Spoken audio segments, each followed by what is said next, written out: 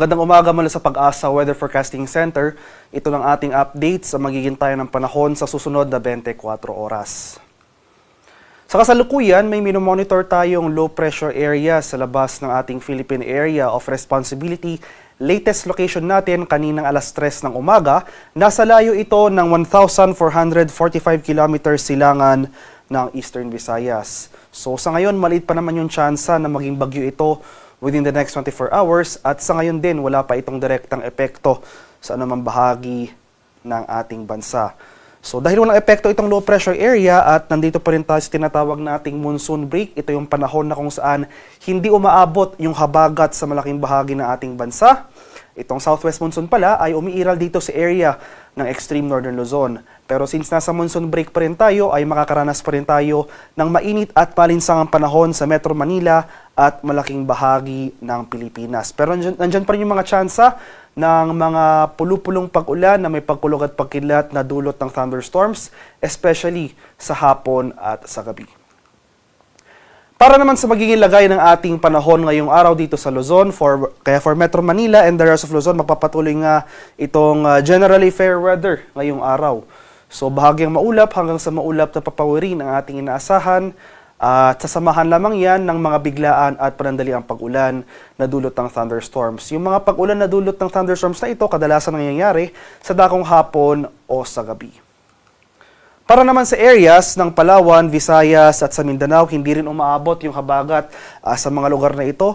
Kaya asahan na rin natin itong fair weather. So tulad sa Luzon, magpapatuloy itong mainit at malinsangang panahon over these areas. Magdala pa rin tayo ng payong, pananggalang yan sa init ng araw. Simula umaga hanggang sa tanghali at pananggalang naman yan sa mga biglaang pag-ulan sa hapon hanggang sa gabi. So asahan natin ang mataas sa tsansa ng thunderstorm activity, especially dito sa area ng Mindanao.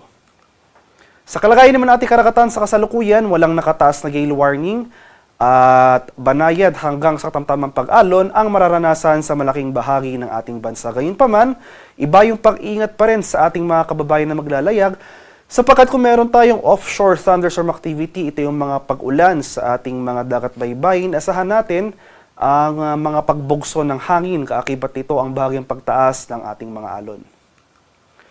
At para naman sa ating weather outlook sa mga susunod na araw. So para sa low pressure area na ating minomonitor sa labas ng ating bar, posible itong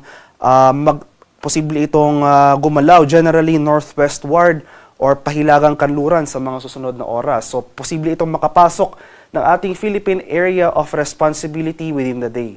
Pero for the next few days, so from Tuesday to Wednesday, mananatiling malayo itong low pressure area sa ating kalupaan. Wala pa naman itong magiging epekto sa ating bansa sa mga araw na ito. So sa araw ng Martes hanggang sa Miyerkules, magpapatuloy itong fair weather, maaliwalas sa panahon sa malaking bahagi ng Pilipinas. So magpapatuloy ngayong mainit at malinsangang panahon at yung mga tsansa ng mga biglaan at panandaliang pag-ulan na dulot ng thunderstorms. Pero pagsapit ng Thursday to Friday, dahil patuloy ngayong paglapit nitong low pressure area sa ating kalupaan, posible tayong makaranas ng mataas na tsansa ng mga kaulapan at mga kalat-kalat na pag-ulan, pagkulog at pagkilat sa silangang bahagi ng Southern Luzon at Visayas area. So itong area ng Bicol Region, Eastern Visayas, possible sa mga araw na ito, Thursday to Friday, makakaranas na tayo dyan ng mga kalat-kalat na pag-ulan. Possible as early as Wednesday afternoon to evening, magsisimula ng mga kaulapan over this area. So patuloy tayong umantabay sa mga future weather updates na ipapalabas ng Pag-asa ukol sa papalapit na sama ng panahon na ito. And in the case nga pala na maging bagyo ito sa mga susunod na araw ay Fabian ang susunod nating ipapangalan sa posibleng potential na sama ng panahon na ito. So patuloy nating i-monitor itong low pressure area na papalapit. So muli, low chance na maging bagyo for the next 24 hours pero patuloy yung pag-monitor natin para sa tropical cyclone development sa mga susunod na araw. Ang haring araw sa Kaminilaan ay sisikat mamayang 5:40 ng umaga, lulubog naman mamaya sa ganap na 6:24 ng hapon.